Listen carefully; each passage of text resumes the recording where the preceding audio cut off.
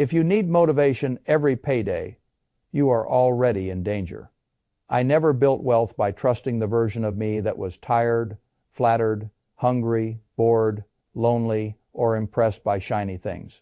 I built wealth by making sure that version of me had less power. That is the part most people miss.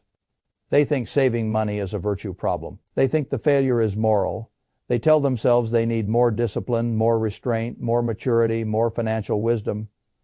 Then they get paid, work a long week, feel a little deprived, make 6 tiny reasonable purchases, forget 3 subscriptions, say yes to 1 convenience, delay 1 money decision because they are exhausted, and then wonder why another month ended with movement but no progress. That is not a character flaw first. That is a broken filter. Your income is not becoming wealth because it is entering your life unfiltered. Every dollar you earn comes in carrying pressure. It carries fatigue. It carries advertising. It carries envy. It carries dopamine. It carries convenience. It carries the illusion that a small leak is too small to matter. If you do not force that dollar through a set of filters before your emotions touch it, that dollar will not build freedom. It will disappear into the endless appetite of modern life. And modern life has an appetite.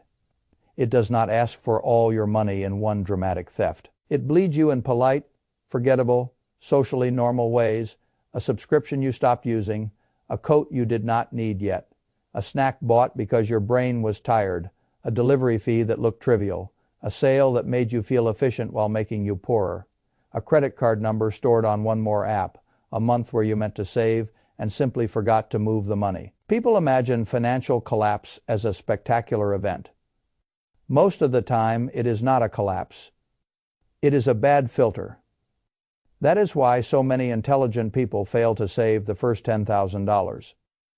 They are trying to outthink a system that is designed to outlast their willpower. They are treating a mechanical problem like a motivational problem. I would not do that. If I wanted to save $10,000 faster, I would stop asking whether I feel like making good decisions and start building a life where bad decisions have a longer, colder, more inconvenient path to reach me. That is the first lesson. You do not win by becoming superhuman. You win by becoming harder to exploit. The first filter I would install is friction, not philosophy. Friction. A great many bad purchases are not the result of careful thought. They are the result of speed. The distance between desire and transaction has been shortened so much that people confuse impulse with truth. Something feels good for 7 seconds, so they call it a need. 1 tap, 1 saved card, 1 checkout screen, 1 confirmation emailed, and a future hour of labor has been traded away. When the path is frictionless, your worst self travels quickly. So I would begin by slowing that self down. If there are categories where you reliably betray your own interests, do not negotiate with yourself at the point of temptation. Set traps for the version of you that arrives later. I have always admired rational people who understand one brutal fact about human nature. The future self is often weaker than the present self imagines. If you know that, you do not leave the future self exposed. You bind him in advance. That is why I have no problem with what people call commitment devices. I call them respect for reality. If online shopping ambushes you, remove saved payment methods. If takeout apps are draining you, delete them and make reinstallation slightly annoying. If you overspend with a credit card because it feels abstract, put the card somewhere that requires effort to reach. If you keep making emotionally stupid purchases at night, do not shop at night. If you need outside pressure, tell a friend what rule you are following and attach a consequence to breaking it. Most people hear this and say it sounds extreme. No, what is extreme is pretending you are going to defeat billion-dollar temptation systems with vibes.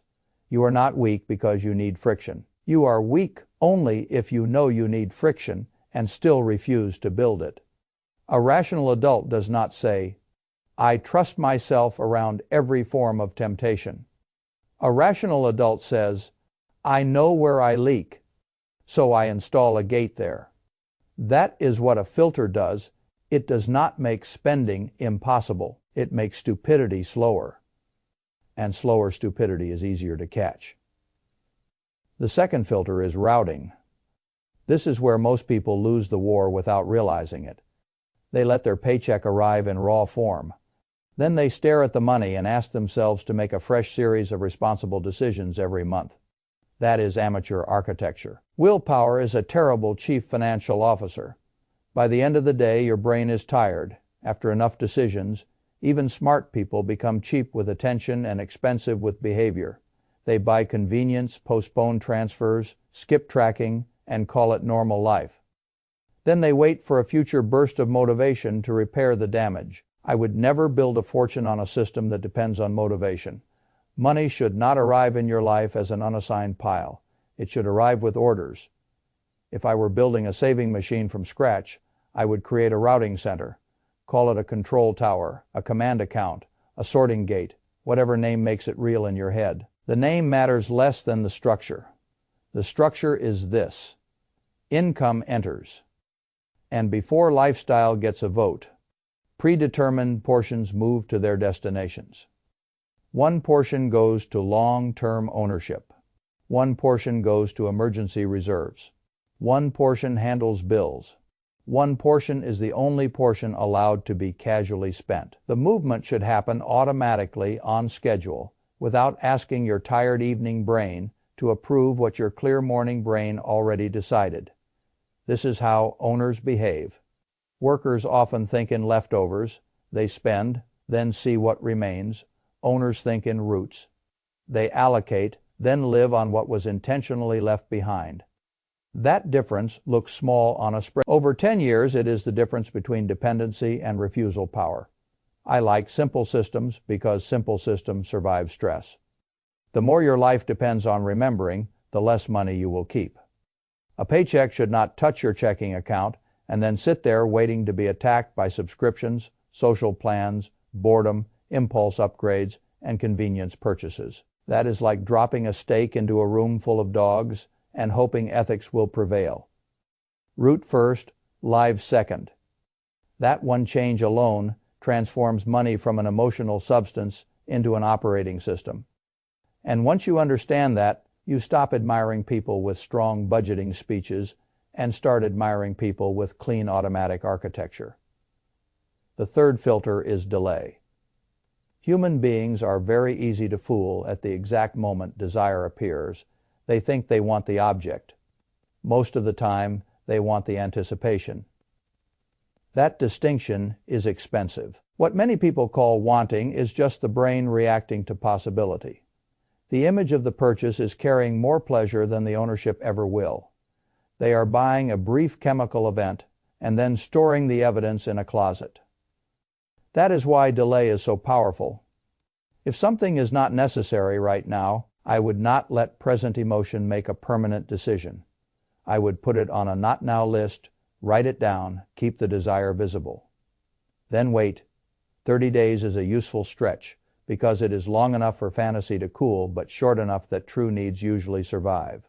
If after a full month you still want it and it still fits your priorities, fine, buy it with open eyes. But a remarkable percentage of purchases die under daylight and time.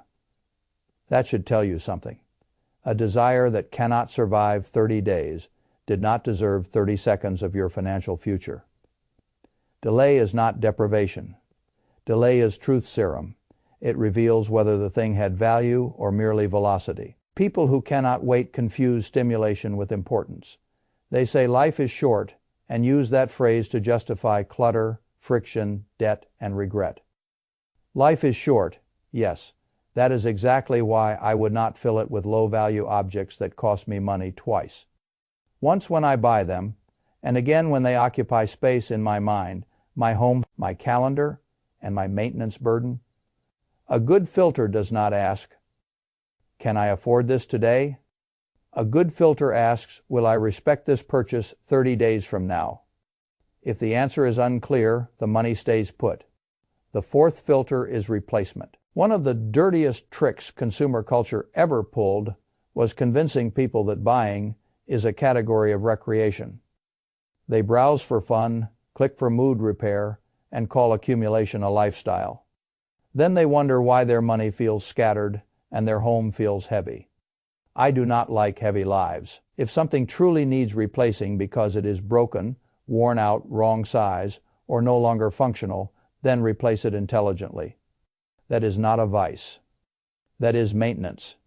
But maintenance and accumulation are not the same thing, and people blur them on purpose because the blur gives them emotional permission. A filter clears the blur. If I buy a replacement, the old item leaves. Not eventually, not when I get around to it. It leaves, sell it, donate it, remove it. The household does not get to become a museum of former intentions. And before I buy new, I would always ask whether second-hand does the job. People underestimate how much money is burned because they confuse new with better. Often old goods were built better, cost less, and carry no premium for packaging, branding, or novelty. If the function is intact, the ego premium can go to somebody else. That principle matters far beyond coats and gadgets. It trains identity. It teaches you that the purpose of money is not to keep feeding the part of you that wants to be seen consuming. The purpose of money is to buy function when function is needed, preserve capital when function is already covered, and keep your compound bucket alive. That last phrase matters. The compound bucket. You cannot save $10,000 quickly if you do not know where your money is supposed to go. You need a map simple enough to obey and honest enough to expose you. Most people do not have one. They know their salary in a loose, proud way. They know their rent. They know a few dramatic expenses, but they do not know the four numbers that actually run their financial life. I would insist on knowing them. The first is capital, not gross income, not the fantasy number before taxes, the actual money that lands in your hands. The second is core needs, housing, utilities, food, transportation, insurance, minimum obligations, the expenses that keep the lights on and the body functional. The third is choice spending, the money spent on comfort, convenience, entertainment, upgrades, eating out, lifestyle identity, and all the things people swear are tiny until you total them. The fourth is your compound bucket, the amount directed towards savings, reserves, and ownership, the amount building your future rather than decorating your present. Those four numbers are your personal money map. Without them, you are not directing money. You are experiencing money. That is a very dangerous difference. When people do not know these numbers, every purchase gets judged in isolation. This dinner seems fine. This subscription seems fine. This weekend seems fine. This upgrade seems fine. Of course it does. Almost every leak is individually tolerable. Financial damage is cumulative, not theatrical. Once you write down capital, core needs, choice spending, and compound amount, the lie loses power. You stop asking whether something is only $40 and start asking which bucket it steals from. A $40 leak is not $40. It is $40 plus the future optionality it would have purchased, plus the habit it strengthens, plus the standard it normalizes. A map does not magically make you rich. A map makes self-deception harder. That is often the first real step toward wealth. And once you have the map, you need a maintenance rhythm, because money systems decay the way gardens do, quietly, continuously. Without apology, that is why I like audits, not dramatic annual soul searching. Audits, every 90 days, I would force my finances under bright light, pull the statements, look at the recurring charges, identify the subscriptions, mark the fees, review the forgotten services, catch the promotions that quietly rolled into full price, find the charges you tolerated because they were too boring to fight. This is not petty behavior. This is capital defense. A lot of people lose meaningful sums to what I call invisible ivy. It climbs slowly. A streaming service you stopped watching, a premium feature you never use, a bank fee you never questioned, a wireless plan that quietly became more expensive, a recurring charge you barely recognize but keep approving because the number is small enough not to trigger fear. That is exactly why it survives. Small enough not to trigger fear, large enough to destroy accumulation over time. The person who never audits is not relaxed. The person who never audits is subsidizing carelessness, and carelessness compounds just as faithfully as wisdom does. It simply compounds in the wrong direction. When you audit, you do more than cancel subscriptions. You restore authority. You remind yourself that your money is not public property available to every company clever enough to put your card on file. You negotiate, you ask for refunds, you downgrade plans, you eliminate features that flatter you more than they serve you. A clean filter must be cleaned. That is true in business. That is true in investing. That is true in personal finance. You do not build one system and then disappear. You maintain the system so it keeps protecting you when life gets busy. The next filter is behavioral anchoring. A lot of people fail with money because they keep trying to introduce new behaviors into empty space. They want to become the kind of person who tracks spending, transfers money, checks balances, reviews upcoming bills, or notices subscription creep. But they attach those actions to nothing. So every behavior has to be remembered from scratch. That is too much cognitive load for ordinary life. I would rather piggyback on routines that already exist. If you already make coffee every morning, attach one money action to coffee. While the coffee brews, check yesterday's transactions.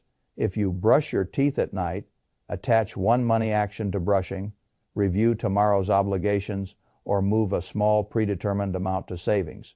If you commute at the same time every day, use one point in that routine to glance at spending categories or confirm a transfer. This works because the brain likes low-resistance repetition.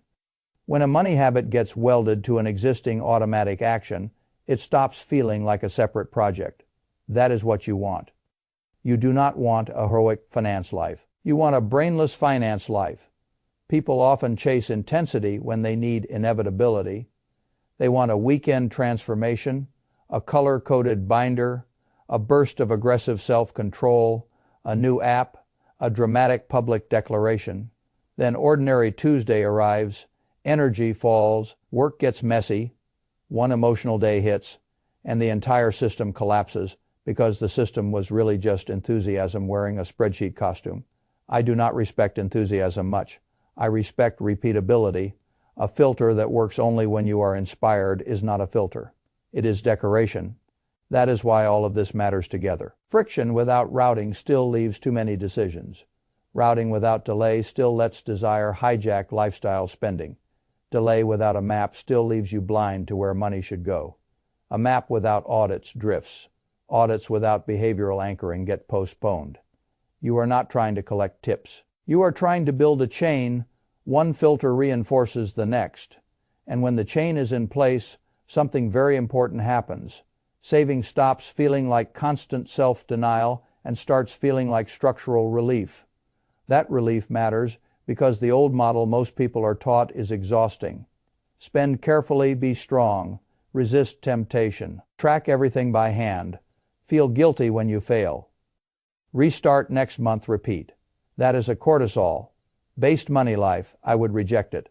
A rational money life should feel calmer over time, not more tense. The right system reduces negotiation. It narrows exposure.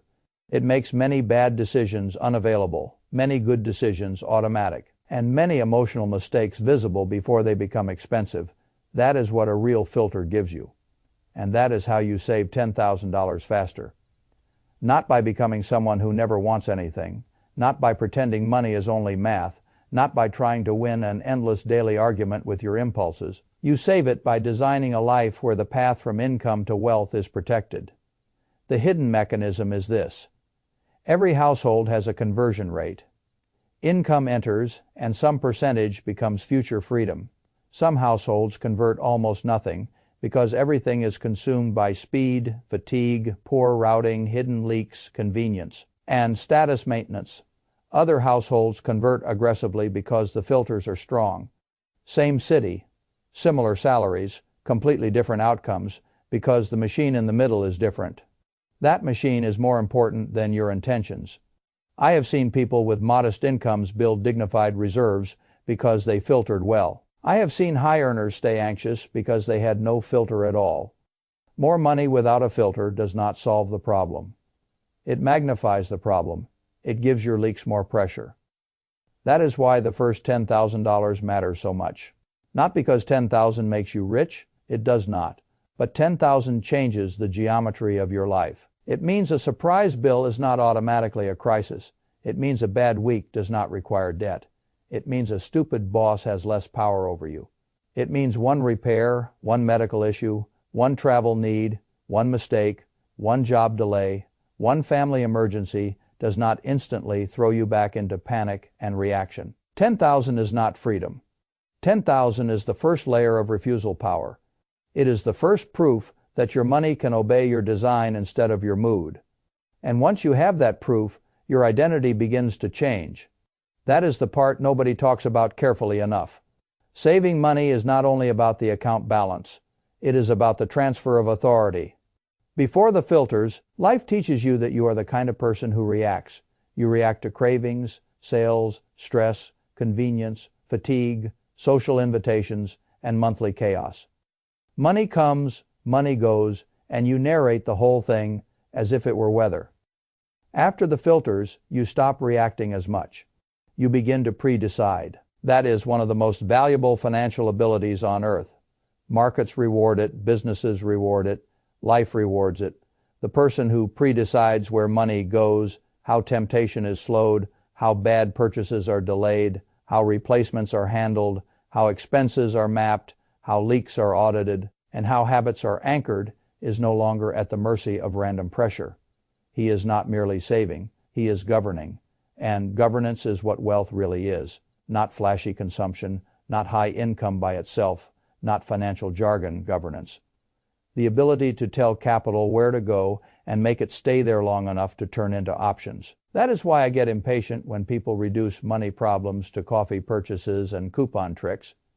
The issue is not one latte or one dinner out or one online impulse. The issue is that many people live with no gate at all, then wonder why every merchant, app, subscription service, and emotional whim can walk straight into their future and take a piece of it. A gate changes the culture of a household. Children see it, partners feel it, stress drops, arguments narrow, goals become believable. Savings ceases to be an abstract moral category and becomes a visible operational outcome. You want that. You want money to feel less like sand in your hands and more like water moving through channels you built on purpose. And here is another truth that most people do not like. The spending you need to control is rarely the spending that announces itself as dangerous. The truly destructive spending is often the spending that feels deserved. That is why filtering matters so much at the emotional level. A hard day at work tells you that you earned the delivery order. A boring week tells you that you earned the upgrade. A stressful month tells you that you earned the shopping spree. A pay raise tells you that you earned a more expensive life. Loneliness tells you that you earned a convenience purchase. Comparison tells you that you earned the visible proof of progress. That word earned is doing enormous damage in modern finance. You did earn your money. That does not mean every emotional interpretation of that fact deserves to touch your capital. Wealth is built by separating income from every story trying to claim it. That is what a filter does. It asks a merciless question over and over. Does this choice strengthen the machine or feed the appetite? Once you start living by that question, the world looks different. A subscription is no longer a small monthly number. It is either a justified tool or ivy. A purchase is no longer exciting by default. It is either a functional replacement or clutter with a receipt. A budget is no longer a punishment. It is a map showing whether your compound bucket is starved. A quarterly review is no longer tedious. It is maintenance on the system that keeps you from drifting back into leakage. A routine check on spending is no longer obsessive. It is proof that your money life is awake. And slowly, something happens that people mistake for luck. You stop needing emergencies to teach you obvious lessons. That is what filters buy. They buy fewer expensive surprises, fewer dumb repetitions, fewer emotional transactions disguised as necessities, fewer months where the money vanished and nobody can say exactly why. That is not glamorous. It is powerful. The world celebrates dramatic wins and ignores quiet competence. But quiet competence is what turns 10,000 into the next number, and that next number into the next, until the machine becomes unmistakable. I have never been especially interested in performative sophistication. In business, in investing, in life, I prefer systems that continue to work when the operator is tired. Your money system should be no different. Build it for the tired version of you. Build it for the distracted version of you. Build it for the lonely version of you. Build it for the overconfident version of you. Build it for the version of you that wants relief more than wisdom on a Thursday night. That is the real test of architecture. Anybody can make a beautiful plan for their ideal self. Very few people build a filter strong enough to survive their ordinary self, and ordinary self is the one who controls most of your financial life. So here is the hard choice. You can keep treating every paycheck like a fresh emotional referendum. You can keep telling yourself next month will be different. You can keep trusting memory, motivation, and guilt. You can keep leaving the gate open and calling the losses normal. That is one path. The other path is colder at first, but far kinder later. Install friction. Route money automatically. Delay non-essential purchases. Replace instead of accumulate. Know your 4 numbers. Audit every 90 days. Attach one money behavior to one brainless daily routine until wealth stops being a theory and starts becoming a pattern. That is the path I would take, because every payday asks the same question in a different disguise. Will this money pass through a filter, or will it pass through your feelings? One of those paths leads to $10,000. The other leads to another year of effort with nothing solid to show for it. When your next paycheck arrives, that is the door in front of you. Walk through it like an employee of appetite, and the money will leave the way it always leaves. Walk through it like an owner of filters, and that paycheck becomes the next brick in a life with thicker walls, cleaner air, lower stress, and more refusal power. You do not need a miracle. You need a gate. And if you still refuse to build one, then do not say the world took your savings from you. You handed it access.